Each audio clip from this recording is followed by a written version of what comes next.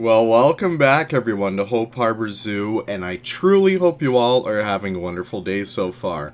My name is Leaf, and you know what? Today I really wanted to build for Jaguars again. So unfortunately, I'm sure you guys caught, the tour and everything, but unfortunately my speed build of the Onsa Lifetime building, rather our South America building, got kind of corrupted. So I wasn't able to show off anything that I built for that except for in the actual tour itself, which sucks. But today we're actually going back and we're doing our outdoor enclosures for our animals, and that's essentially going to be our next few Hope Harbor episodes. I really wanted to build outdoor enclosures for so many animals in here, specifically our Jaguar. Really wanted to get started on that one. Now, before we do get started, I do need to make note of the exterior of the building. My good friend Wyatt Andrews' workshop, he is an incredible builder. Please go check him out. I think he's actually just about to break 1,000 subscribers, so go help him out with that. His link to the channel, to his channel, is in the description down below, so go check him out. He built this beautiful exterior for his South America house, and it even includes some interior pieces as well for us, so that's going to be wicked awesome to start to play with. I still need to do the roof, as you can probably see. Very scared of that. I'm gonna kind of consult my good buddies on Bro Nation about HVAC and all that stuff. I want it to look as realistic as possible for the most part, but that's essentially gonna be kind of our main goal for Hope Harbor now. I did have some few trades in the background for some relatively smaller animals, so we're going to be introducing those guys as time goes on. I got some alligator snapping turtles, and I also got some North American porcupines from ZZ. So we're going to be working on all of that, and we have a lot of new influx of things. And yeah, it's just all on the up and up. We don't really have any events just yet. I did get word that the Northeast isn't going to get events for a little bit, but that gives us enough time to work on, getting Hope Harbor up to snuff. Again, you guys can probably guess from the tour, we have a lot of dead space in between areas, so I do want to focus on maybe building some habitats, preparing for things in the future, and kind of doing stuff like that. But enough of that, we should probably focus on the now. You can see that I already put our little Jaguar friend in there. I forget this one's name. I apologize, but he's making his way in here. So we did recently had Jaguar cubs, so we currently have 2 cubs, and we separated the males from the females. Usually do that whenever a Jaguar female is pregnant, and they will get extremely aggressive. So in terms of the lore, we moved the male outdoors. So that's essentially what we're working on over here.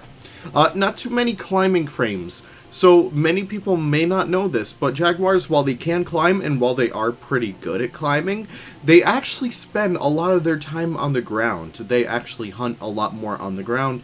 Meanwhile, the Ocelot, as I said in the Ocelot video, they actually spend their time a lot more arboreally, which is very interesting to see.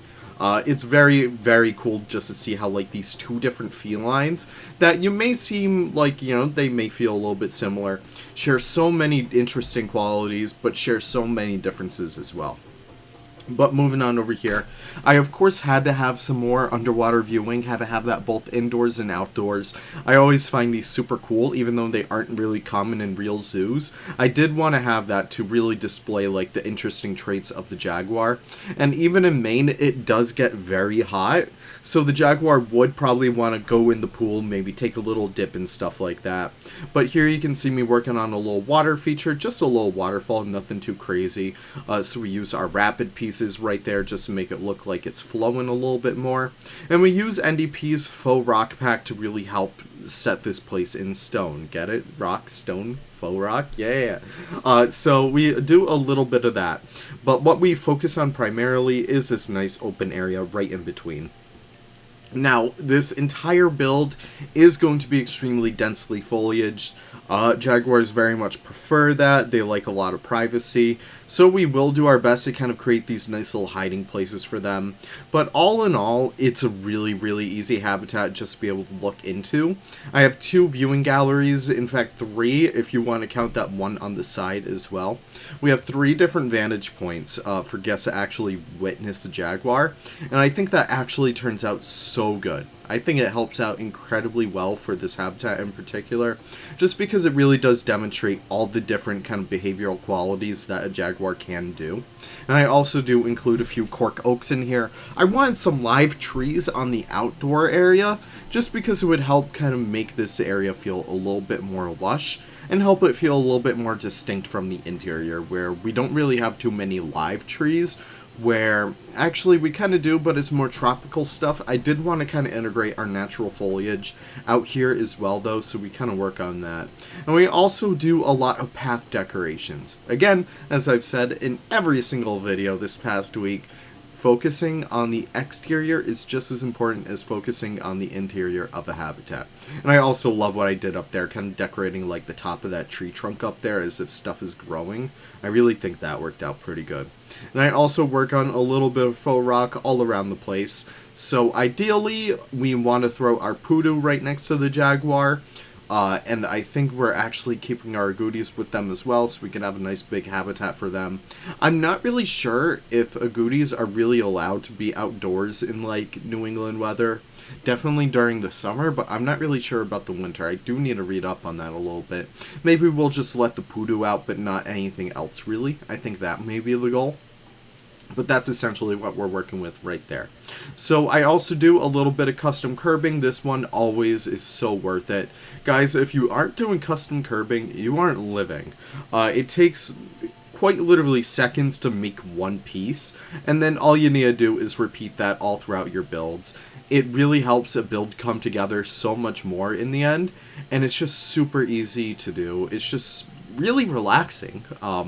To even do custom curbing. It's really worth it in the end, though, again, as I said, just because it helps create a more finished product. Of course, you can use like the in-game curbs, but they don't really do justice to the beauty that your builds truly do hold. So we kind of make our way throughout here, and we get all this looking nice and making it all set up.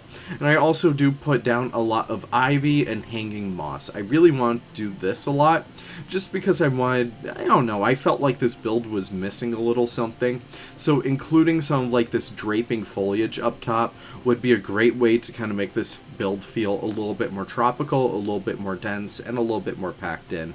Really wanted to help sell that you're going on like this jungle trek, especially in the winter. Not in the winter. This kind of like section would be probably closed in the winter, but especially in the summer where it's nice and hot out, you would just feel like you're walking through a jungle with how, like, you know, how humid it would be, with how like hot and humid it would be. That's ideally the goal, at least.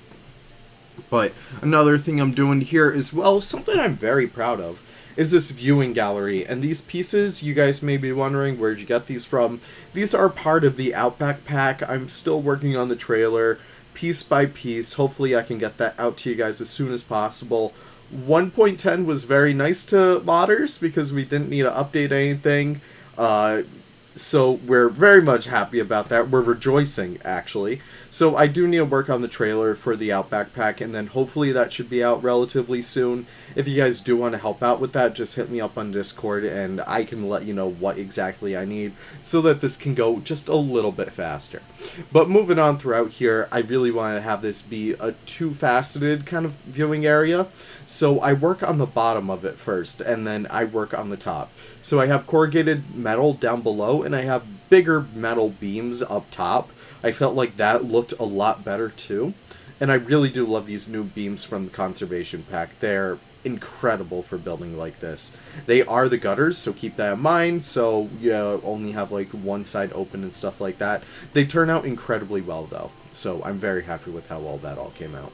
And what I also do, I do these little support beams down there as well. I'm realizing I didn't actually line those up against the rest of the build too, so I gotta do that. But you can see me doing my classic foliage style over here. One of the ways that I really do love to use these new plants, as well as the periwinkles, is placing a bunch of it down with a lined surface, grouping them all up, then sinking them just a little bit more. It really does help to sell a little bit more of a clean vibe, and I really do like it in the end. Also, I put down one bench down here, nothing too crazy, but still, I'm very happy with this build. So that's essentially it for today. I do want to thank you guys for stopping by. We're going to have a lot more speed builds for Hope Harbor in the future, and I will have some more for city conservation relatively soon. I've been working on a lot more modding recently, so I really haven't had the time to build, but hopefully I can get everything out to you guys relatively soon. So thank you guys so much for stopping by. Hope you guys enjoyed this quick little video. Check out that little Jaguar. There he goes in his little dense habitat. And thank you guys so much for watching. I'll see you all in the next episode. Take care and have the most wonderful of wonderful days. Bye-bye now.